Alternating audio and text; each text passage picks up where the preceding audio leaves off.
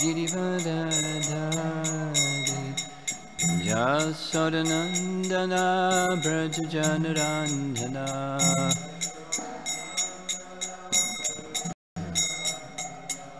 Jasodanandana Brajajanarandhana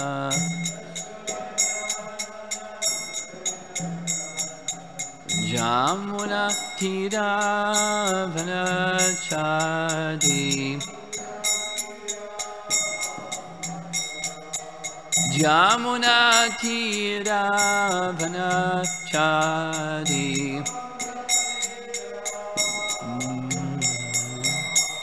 Jaya Radha Madhava Kunja Bihari Radha Madhava Kunja Bihari Jaya Radha Madhava Kunja Bihari Madhava Kunja Bihari Gopi Jana Balabha Girivardhari Gopi Jana Balabha Girivardhari Gopi Jana Balabha Girivardhari Gopi Jana Balabha Girivardhari Jasodanandana Brajajanarandhana Jasodanandana Brajajanarandhana Jamuna Tiravanachadi Jamuna Tiravanachadi Jaya Radha Madhava Kunja Bihari Kunja Bihari Jaya Radha Madhava Kunja Bihari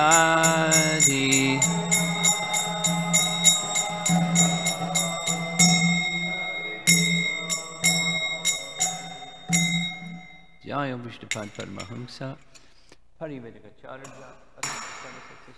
Srimad His Divine Grace Bhaktivedanta Swami Srila Prabhupada Ki Ananta Koti Vaishnavrinda Ki Grantaraj Srimad Bhagavatam Ki Gaur Pimanandi.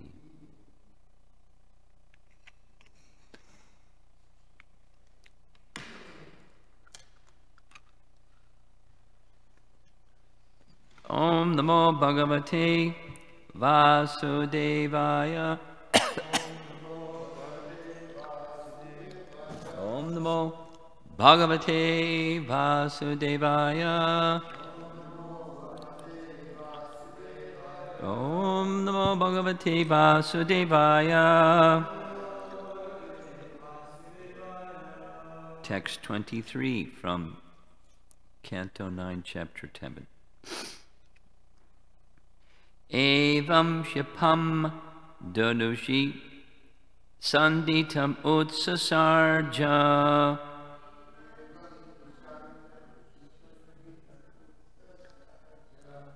Banam Savajram Ivatan Dridhayam Bibeda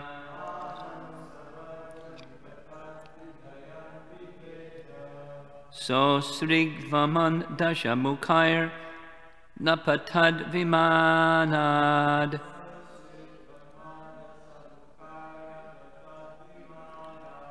Daheti Jalpati Jane Sukrati Variktaha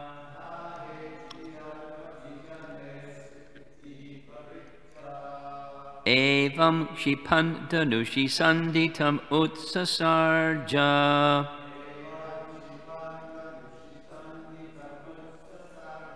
Banam Savajram Ivatad Dritayam vibheda. Sostrigvamanda shabukhair nyapatad vimanad.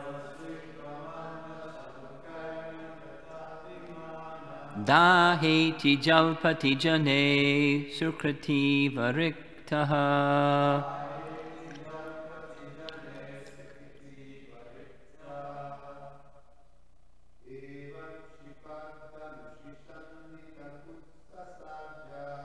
Evam kipandhanushi sanditam utsasarja.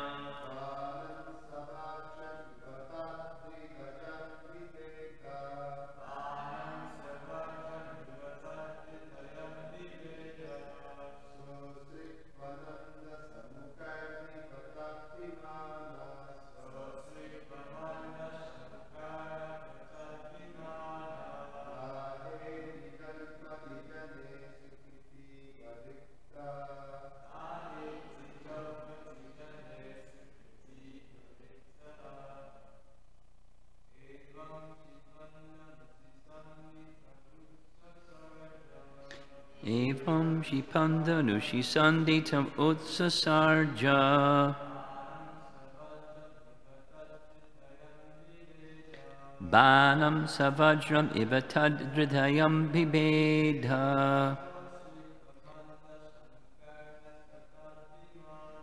Sostrigvamanda shamukhair nyapatad vimanad.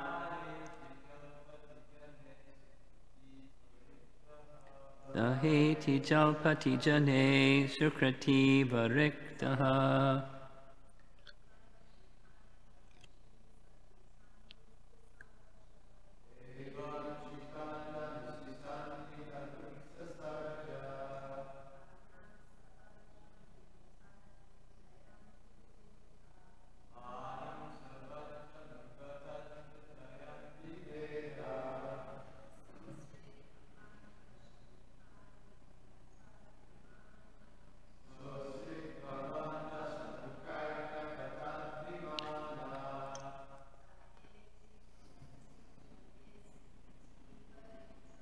Evam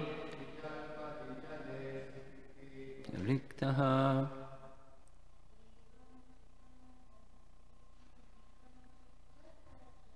Evam shipandhanushi sanditam utsasarja.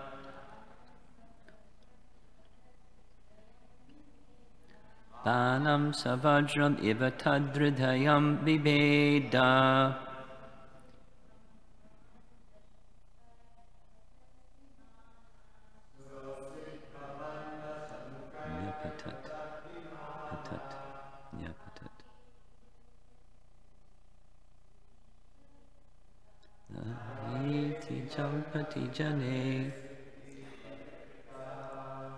Translation. After thus rebuking Ravana, Lord Ramachandra fixed an arrow to his bow, aimed at Ravana, and released the arrow, which pierced Ravana's heart like a thunderbolt.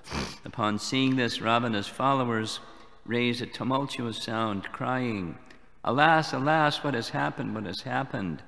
As Ravana, vomiting blood from his 10 mouths, fell from his airplane, just as a pious man falls to earth from the heavenly planets when the results of his pious activities are exhausted.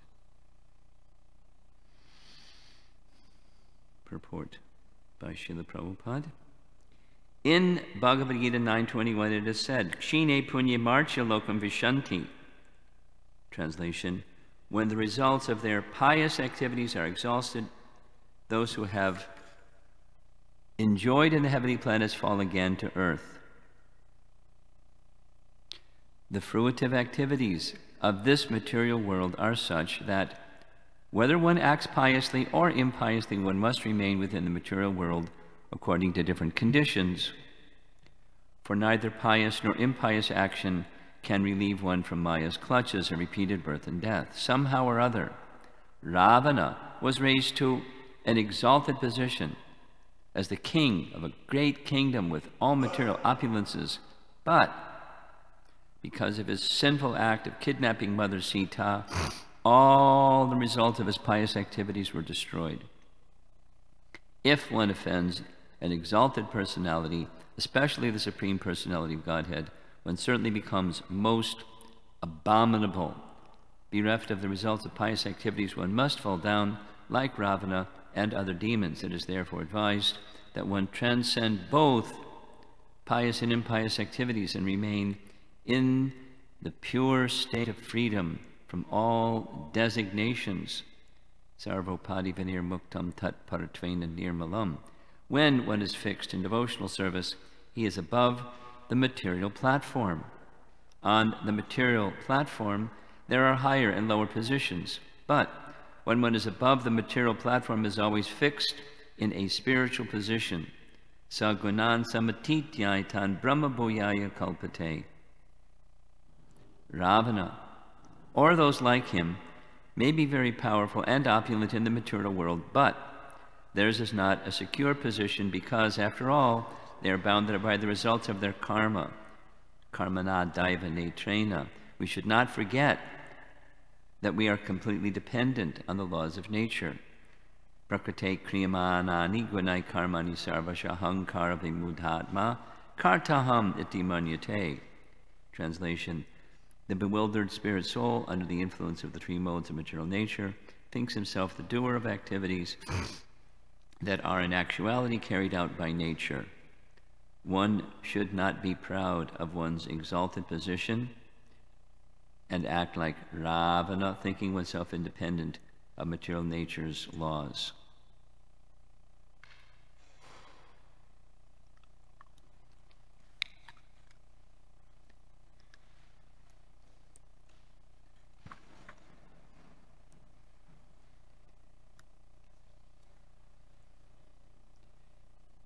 I find it noteworthy that in covering this subject matter, something that Srila Prabhupada could have done but didn't do is go into the details and details and the details to fill in the storyline. Sometimes he does like that, but this is a real capsule summary of Ramayana told in 2 chapters, and the pastimes of Lord Ramachandra are in volumes and volumes. So he could have, but he didn't, go into filling in the details, or some of the details, because they're quite interesting. Quite interesting. Like the Vibhishan informed Ramachandra when there wasn't victory, how to be victorious. So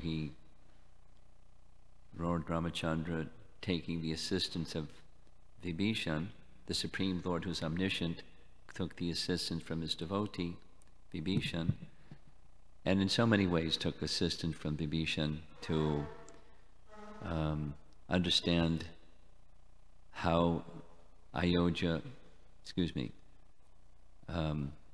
how Lanka was set up and where the ramparts were and where the soldiers lived and where this and that and the other thing. Vibhishan was, an intelligence expert because he had lived in Lanka for so long. Or so many other details. So many other details.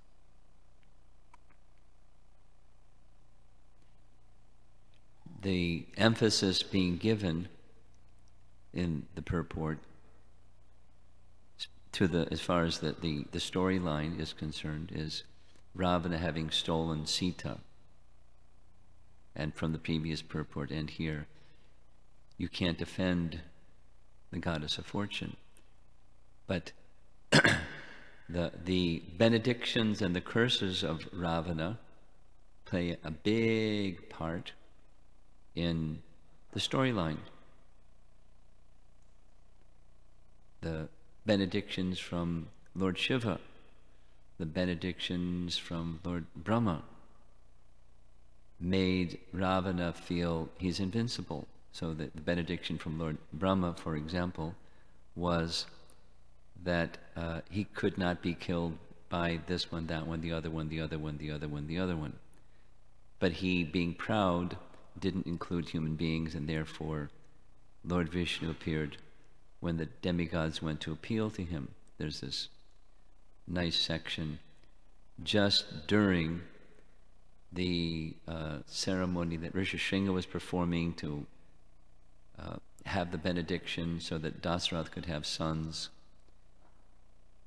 The demigods had gone to Lord Brahma to say, you made this promise that to Ravana that he could not be killed by us, and so he's harassing us, and please do something. You made this mistake. You gave this benediction, but I didn't say that he couldn't be killed by a human being. Lord Vishnu will appear as a human being.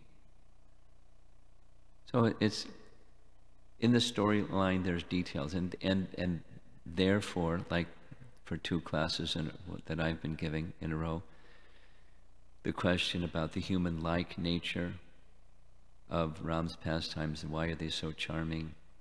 Well, he appears human-like for multiple reasons. One of them being to uphold the word of Brahma. So he didn't appear in some extraordinary fashion. He appeared human-like, and in the human-likeness, he shows apparently human feelings like lamentation, anger, apparent feelings that are apparently human-like. But so the details and the details and details are fabulous, very charming, very attractive. It makes the charm of Ramayana so attractive because it's like he's a hero, like he's one of us, but a much better version of one of us. Yeah. Ideal in virtue and ideal in his conduct and ideal in every way, but seemingly human-like. So emphasis is given in the purport to defiling Sita, but aside from the benedictions, the curses, the pronouncements, the utterances from different personalities that determined long, long ago that Ravana would be destroyed in the way that he was destroyed. There's prediction again and again and again, long ago, because of his abominable nature, that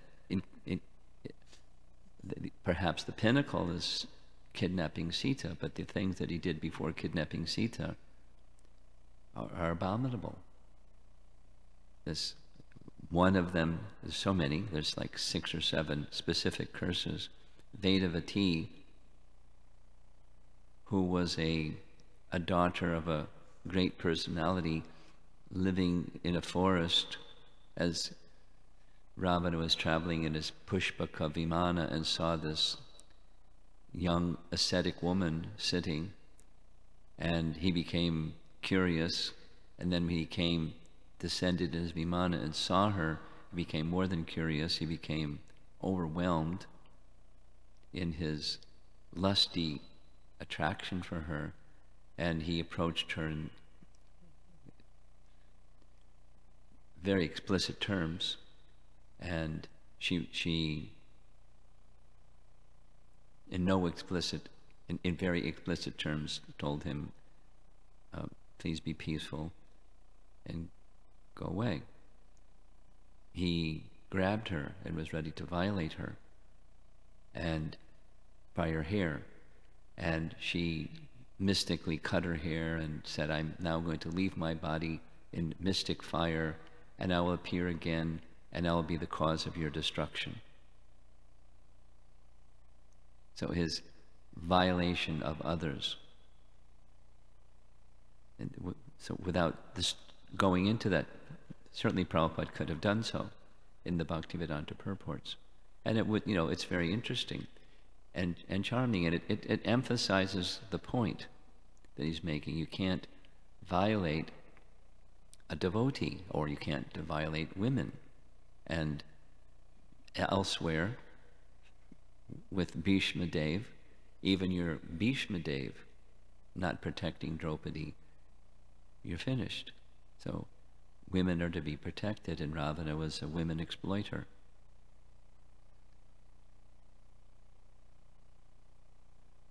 He was cursed a number of times. His reason for not violating... Anyway, the storyline is wonderful. The reason for not violating Sita is there was a curse, that he had violated a celestial damsel, and hearing about that, an utterance was made that if he ever did so again, he would immediately die. His 10 heads would crack in 7 pieces. So he wasn't so sure whether it would happen or not, but he honored it. And others and others and others. Nala Kuvera's wife, when he went to challenge Kuvera, who was his half-brother, in the encounter, he saw Kuvera's son, Nala Kuvera, saw his wife, and he violated her. And Nala Kuvera, when she came running to him, to her husband, saying what had happened, in terrible distress, he made a curse that you will die for this violation at the hands of a woman. So, etc., etc., etc.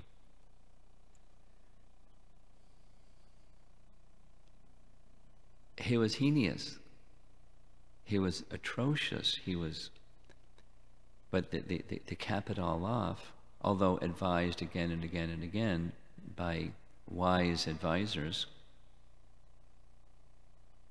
he couldn't control himself because of his pride and lust, gates to hell. And therefore, Shine Punya Marcha Lokam Vishanti, as Prabhupada says in the purport, somehow or other Ravana was raised to an exalted position as the king of a great kingdom with all material opulences. He doesn't list the elements that made up how he rose to that position. It had to do with his father, born of an exalted, illustrious father, and trained, because his father was a Brahmana, trained by his father in Vedic knowledge and Vedic arts and so forth and so on. And great austerities and boons and benedictions, and so that he could do what he did was because of those boons and benedictions, and so he was out of control. And as we heard in yesterday's verse, saw that there wasn't any controller, Anishwaram, no controller above him to stop him. He's unchecked, unbridled viciousness because of his demoniac nature. So therefore, whatever merit that allowed him to come to that high position, his sinful activities, when his pious deeds had been exhausted, he fell. And that's the language of the verse, this last line. Sukriti eva riktaha. Sukriti is pious merit. Riktaha, finished. When one's pious merit is finished, it's finished by sinful activities or time or both. He fell, and he fell from his vimanat. So there's paintings of this image of Ravana being, his chest being pierced by the arrow of Ram. one of the celestial weapons that he had received from Vishwamitra Muni. Of course, he's the source of everything. He doesn't need celestial weapons from anybody. But the paintings don't show the Vimana, but very clearly here in the Bhagavatam at least, the version we're hearing from Shukadeva Goswami, is he was on this Pushpaka Vimana, his cherished toy. Extremely powerful. But in contrast, or in face of the power of the Supreme Lord, Ram, like an insect, although appearing invincible.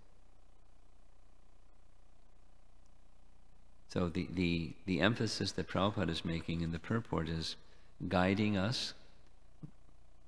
No harm to go into the details of the storyline, because they're also instructive.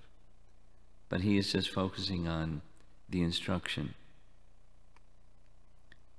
Never offend an exalted personality,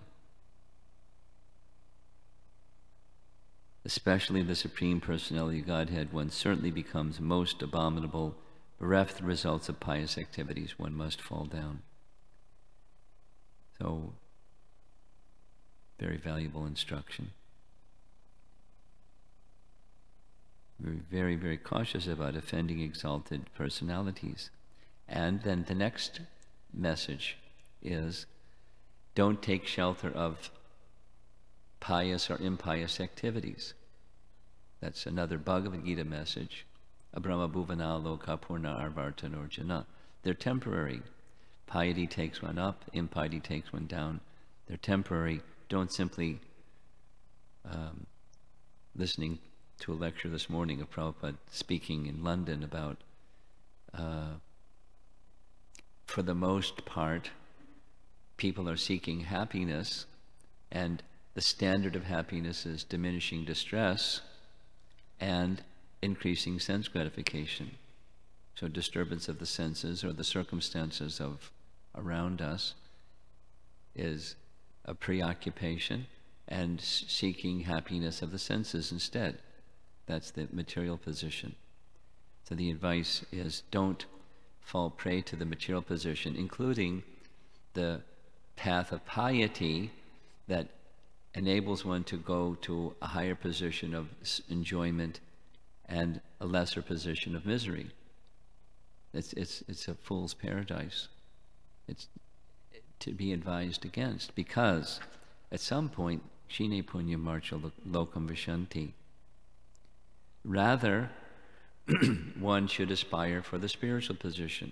And in that spiritual position, the Brahmabhuta position, he's making reference to this 14:26 Bhagavad Gita verse, where immediately at once, Sagunan Samatitaitan Brahmabhuyaya Kalpate, through the process of bhakti, the potency is there to go beyond piety, impiety, into the realm of transcendence, where the modes of nature cannot touch, and the potency is there to not pull one back. Of course, there's a problem, and that is we have affinity for matter.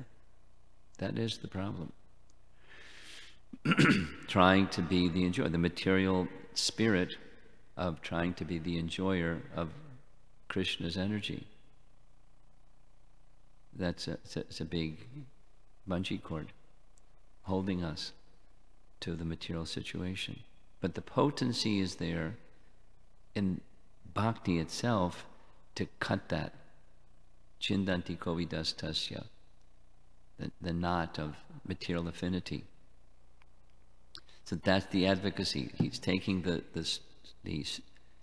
storyline, little portion of the storyline of Ramayana, the pastimes of Lord Ramachandra, to instruct us what we should be aspiring for,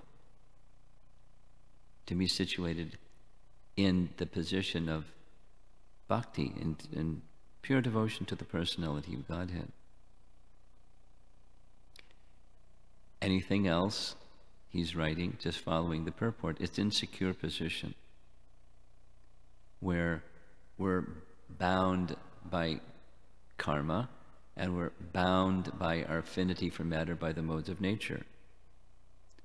And instead of trying to be the enjoyer of the modes of nature, his concluding message is we should recognize, never forget that we're dependent. Ultimately, we're dependent upon Krishna, but we're dependent upon the laws of material nature. Now, if Krishna so desires, he can lift one above the laws of material nature, the bondage of karma being a primary one. By the mercy of Krishna, one can go beyond that, but otherwise, kartaham iti manyate, ahankara vimudhatma, kartaham iti manyate, one is bound by prakriti,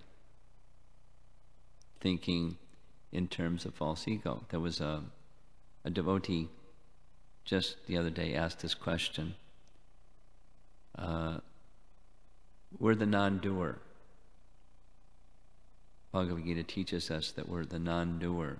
So since we're the non-doer, how can we be held accountable for things that we do because we're the non-doer? Well, we're held accountable, although we're the non-doer, because of acting through false ego, thinking that we're the doer. Then we're bound by that law, the karma law.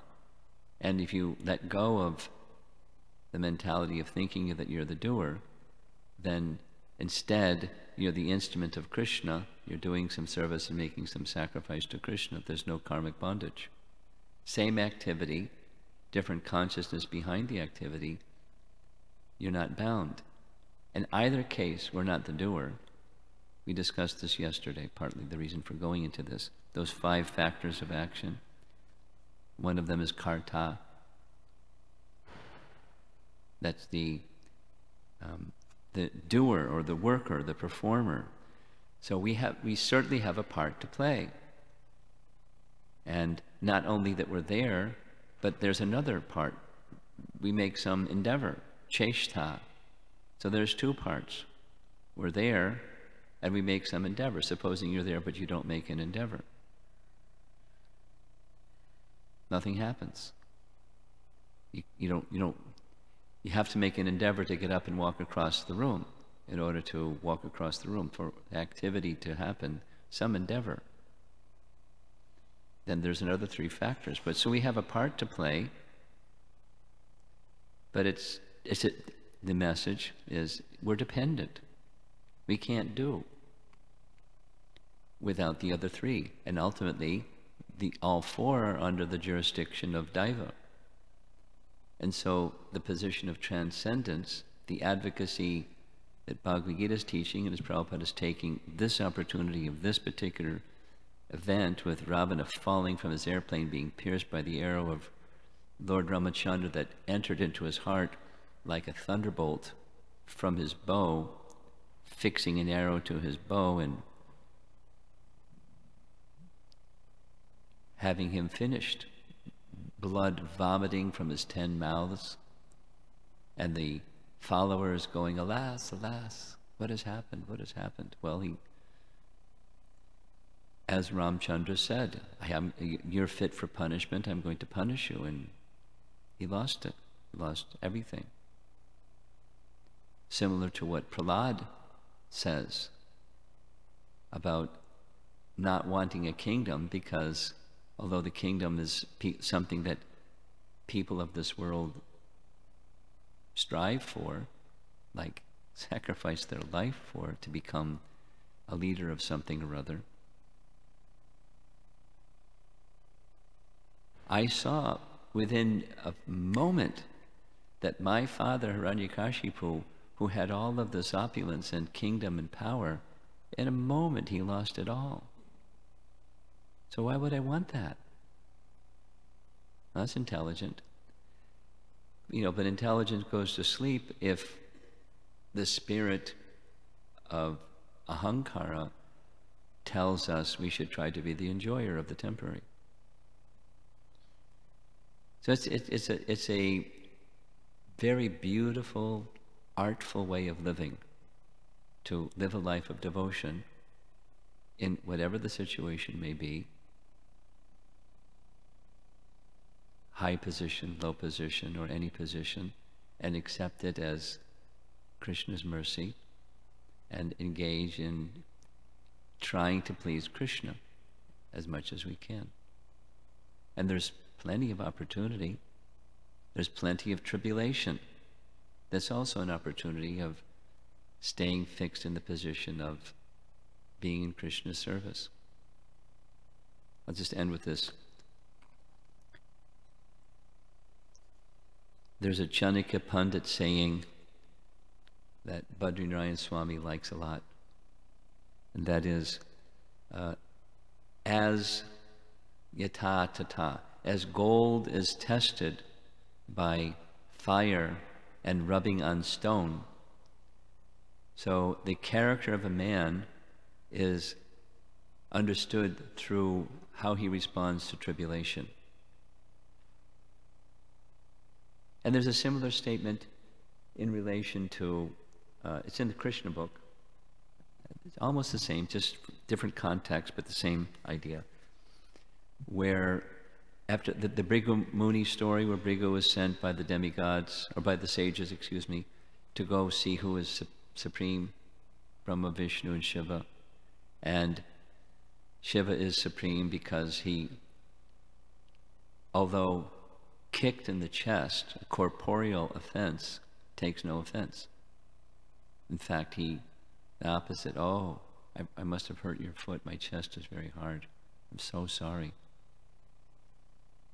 So Prabhupada writes in Krishna book, it's not in the Bhagavatam commentary, but the greatness of a man, same idea, the greatness of a man can be measured by how he responds to difficult circumstances or challenges, or how when somebody offends you, how you respond. Now, Ramachandra here is acting as the ideal king. He's the personality of Godhead in the role of the ideal king, and he's not just saying, well, you kidnapped Sita, but you know, I'll tolerate. It's a sinful activity that as a king and a husband, he has the duty, the right, and the duty. And so he does. And of course there's the bigger picture of responding to the appeal of the demigods to relieve the universe, not just Earth, from this wicked person, unstoppable because of benedictions of Brahma and Shiva and his austerities, but all of that's taken away.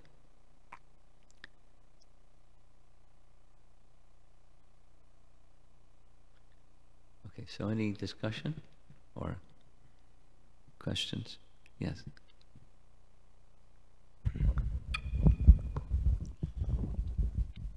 I'm wondering about the doership. Yeah.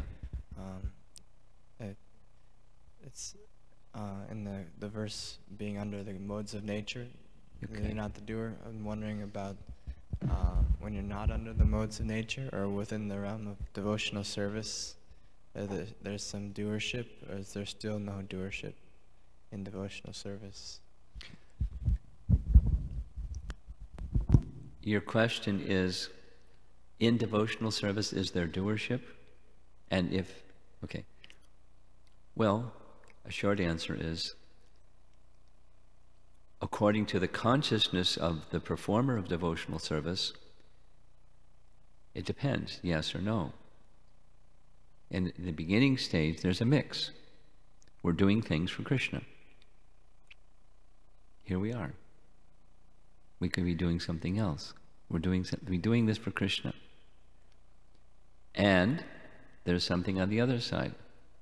We still have false ego operating in our lives, and we still, therefore, think of ourselves as the doer. So it's a mix.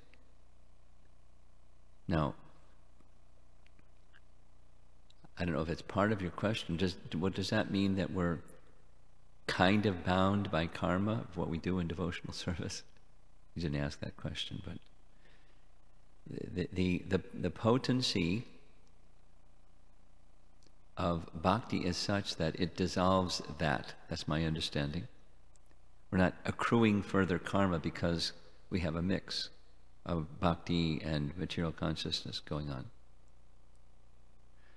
Rather, the power of bhakti acts greater or lesser depending upon our affinity for Krishna, the goal, being in Krishna's service.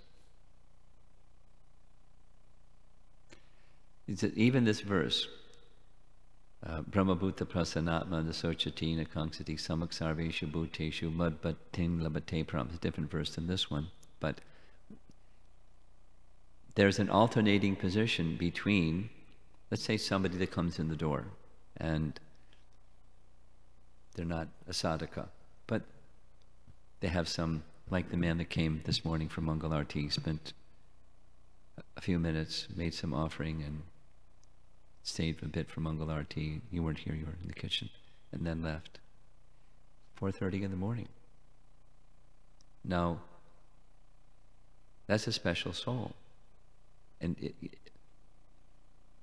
in the position of such a soul, most likely there's some understanding that this is going to bring some pious merit to me. And with that pious merit that comes to me, I will get the fruits of that piety. My life will be better. Prosperity, whatever, the desirable things. And then after this life, a better life. Most people have that, Krishna says, and is true, have that mentality. Now, there's a mix, because he's coming to Krishna. He could do it in his home, but he has some additional faith that Krishna is in the temple. Exactly what Prabhupada says about. So, there's gradations without going through the whole rainbow of gradations. There's gradations. And so, such a person is the fire of bhakti is operating less in his life than yours. And the fire of bhakti in yours is operating less than someone who's in the Shuddha bhakti position, or the bhava bhakti position, or the ruchi position, or whatever. It's the same bhakti, it's just operating to a greater or lesser degree. We're not accruing new karma unless one deviates into that area of sin or offense. And the result of sin or offense is it just blocks the power of bhakti, particularly offense. So we have to be very careful. That's the message here. That address your question? More. Okay, keep going.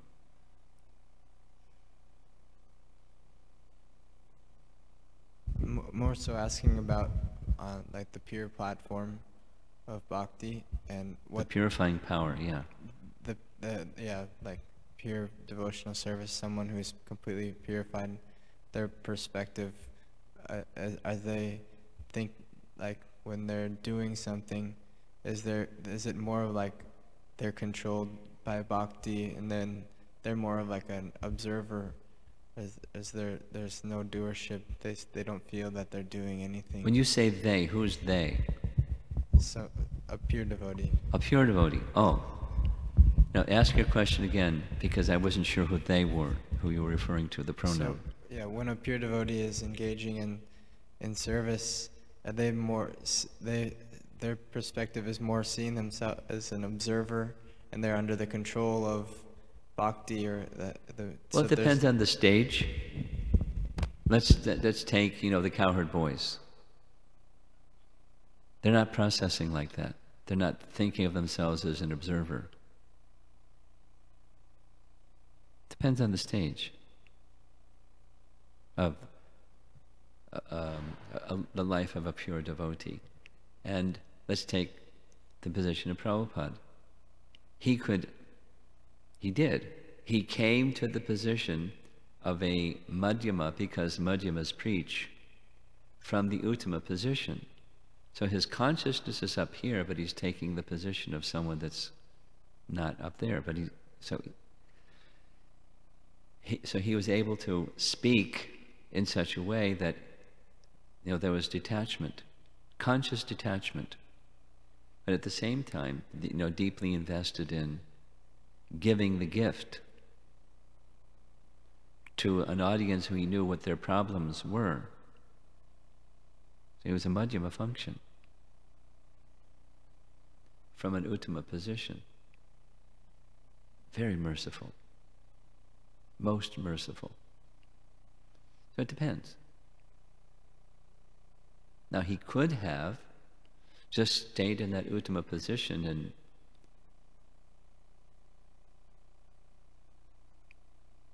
be engaged in his eternal service with Krishna. He performed this other function consciously by the instruction of his spiritual master to do so.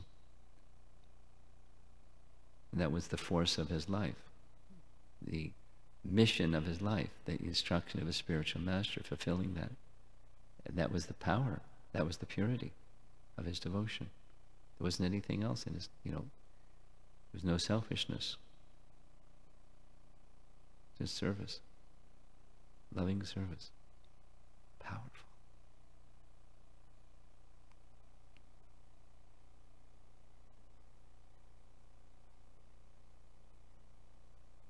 And the power is still being felt so many years after his departure. We were appreciating this just yesterday, reading with some devotees. It's not just some verses, Krishna's entering Dwarka, and the description of Krishna and his form and his exchanges and his loving dealings and the feelings of the devotees and the way that Prabhupada describes it, it's just out of this world. And he wanted to give that to the world. And he did, with great sacrifice, and made arrangements for that to be translated in so many languages and encouraged us to make it available to people and, you know, printing the purposes of ISKCON. He could have just stayed in Vrindavan.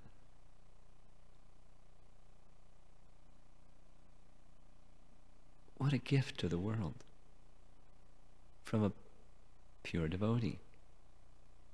He wasn't just an observer. He was fully invested in the descending mercy and being the conduit for that descending mercy.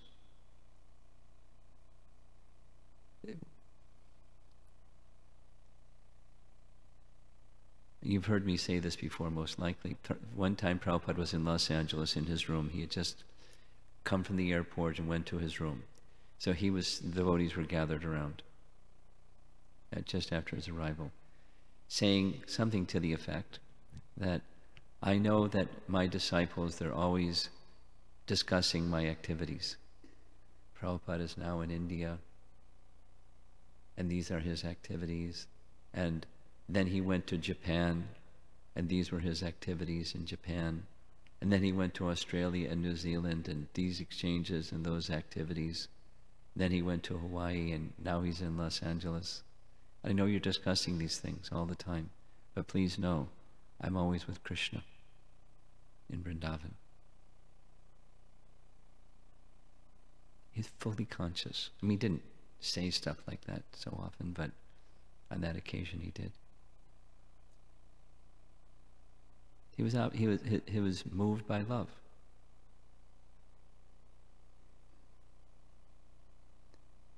For not only his disciples, just people he didn't even know.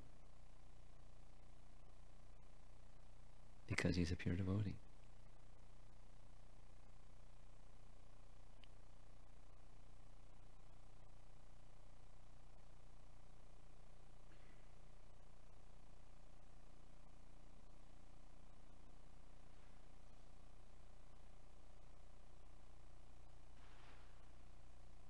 Okay. Maharaj, You're on. sometimes we find unwanted situation. Sometimes we find what? Unwanted situation. Unwanted. Hanuman? Means something. Unwanted. Yeah, unwanted situation. We find ourselves in an unwanted situation. Then, No. then what happens? Immediately, because of our mode of ignorance, we immediately react. Although we don't want to face that situation, but how to react, how to tolerate. Mode of goodness. Start with pause. Mode of goodness is you reflect. And when you reflect, who am I? I'm a spirit soul. I'm meant to be in Krishna's service. Here's a circumstance, unwanted, that Krishna has put me in. How can I best serve him? Starts with, rather than being in the reactive to the external, you go into the reflective mode of goodness, not moved by knowledge and super soul. So super soul can then guide you if you just turn to him. And my dear Lord Krishna, this is such and such circumstance. How can I best serve you? Because that's who I am. I'm your servant. And you're giving me an opportunity to serve you. It's not one I would have chosen, but what you've given to me to serve you. How can I best serve you? You may not have an answer, but it's a protection against reaction and acting out of impulse and the modes of nature. And you then, because by doing that, you become part of the material energy. You buy into the waves and whirlpools of the material energy. So don't, pause. Reflect. My dear Lord Krishna, how can I best serve you? Yes, Jitendra?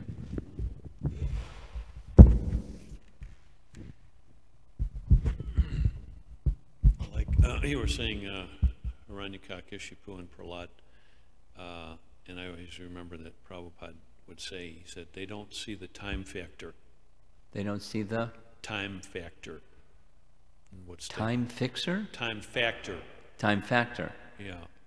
So I thought that was just kind of correlated with that phrase that Prabhupada. Yeah, time brings things and destroys things. Yeah. And it's inexorable. You can't stop it. Time and tide. I remember hearing Karma Yoga is doing what you want to do for Krishna. Bhakti Yoga, I believe Prabhupada said, is what I want you to do for Krishna. When people would first come, he said, what would you like to do for Krishna?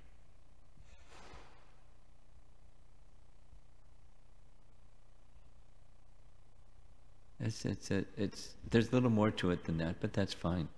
Subal? Guru Maharaj, I wanted to ask you,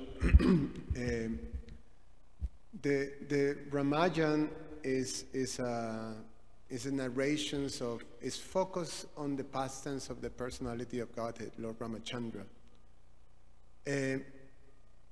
When Srila Vyasadeva, or in comparison with the Srimad Bhagavatam, the Bhagavatam is the Amala Purana, so is just pure devotional service, the narrations of that.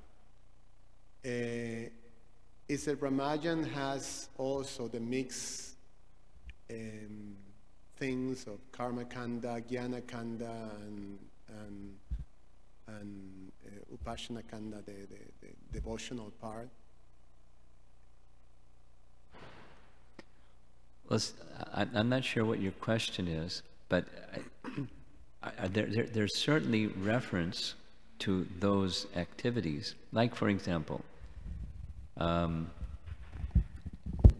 the pastimes of Ramachandra take place during a yuga where yajna is the means of achieving perfection.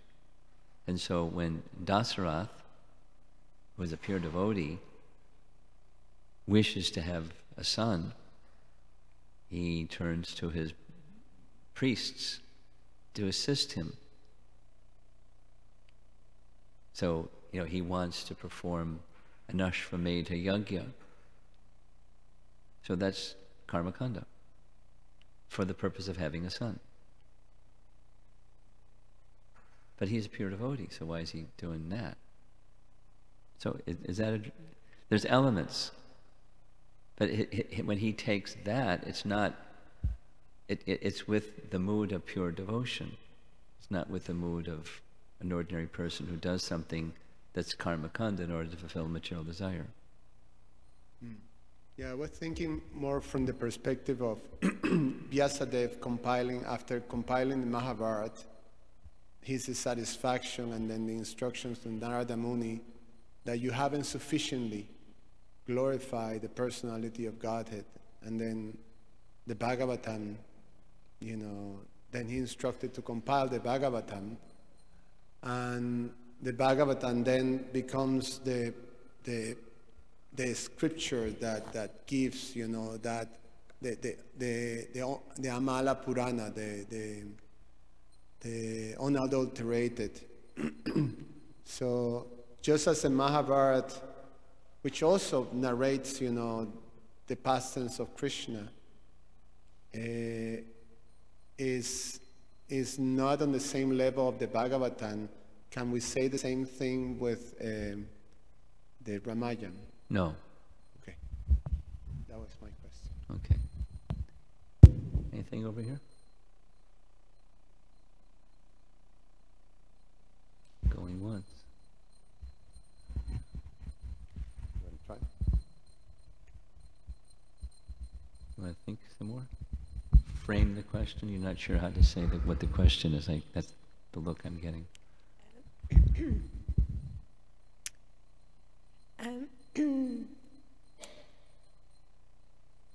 Over here, in this particular verse, you were pointing, Srimad Swami, to the fact that Srila Prabhupada was particularly highlighting the instruction that's to be drawn from the sort of abbreviated narration. So Appreciation of what? From the abbreviated version of the narration.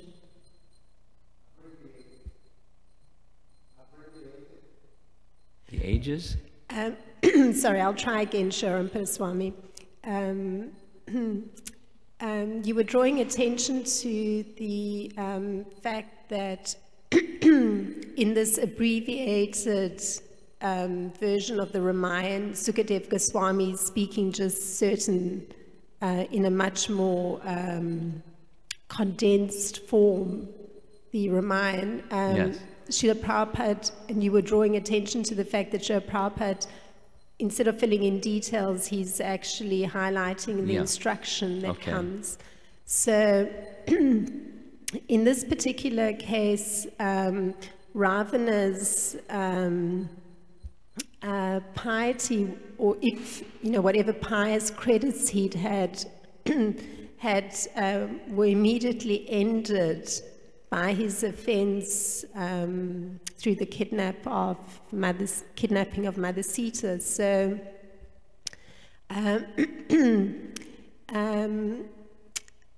sometimes, if you look at it from a different point of view, a person coming with their particular mix of piety and impiety may in fact come to perform or appear to take shelter of the deities in some way, but at the same time a person may be very much attached to some very impious activity or a very impious lifestyle. So if one were extrapolating from this pastime, then one could take it that that piety and impiety,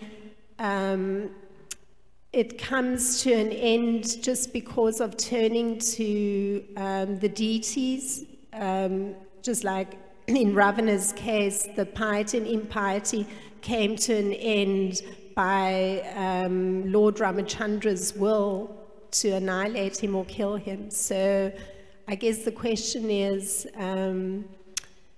if somebody is predominantly living an impious kind of life, then does that person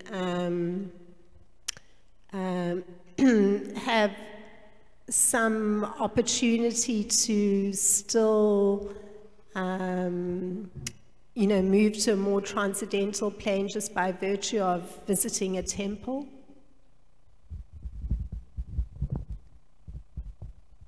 Between the acoustics of this room and my half-deafness, and I'm not used to hearing her voice, could you, please pardon me, can you help me understand what she's asking?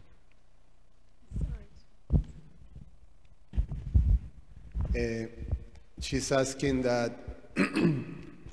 that a person, that the impious life of a person can be finished or can changed? Be changed, or in one sense, cut or finished just by the fact of coming to take darshan of the deities with, like that. Can someone's past impiety be cut just by coming to take darshan of the deity? That's the question? And continue impiety. Well, same answer, similar answer as I gave to Giridhari. There's even the cutting is proportionate to the devotion. And certainly their continuing impiety makes them dirty again.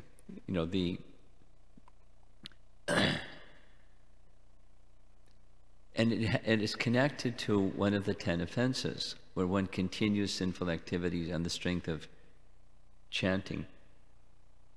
That's an offense against the holy name, but supposing one comes to the temple to relieve oneself of the burden of one's past sins, knowing that the potency is there, and the idea of, then I will also prosper in this life and the next. And that's my formula for continuing with my sinful activities. That's an offense. And so that the offense diminishes or blocks the power of bhakti. So blocking the power means one will not get the full effect. And even in terms of the cutting, one will not get the full effect. But the potency is there. So it's proportionate too. And the mediating factor is aparad, the offense, that the anartha that arises in the heart that serves as a blocking of the power of bhakti for that person that does what you said and continues with their sinning. There's certainly some mitigation, some relief, but not full because of offense.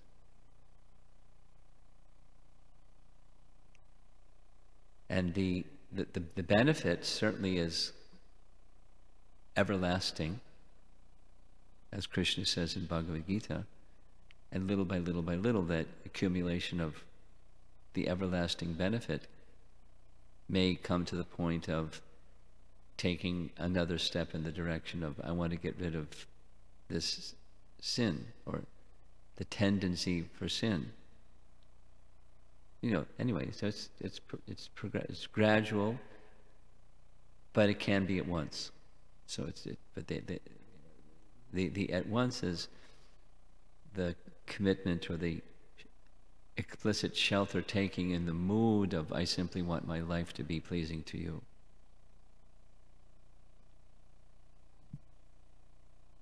Then it's not a business, it's a devotion. Similar to what Jitendriya indicated. was reading that regret is a form of atonement. Yes, Bhaktivedanta Thakur, Tapa. Srila Prabhupada ki jai.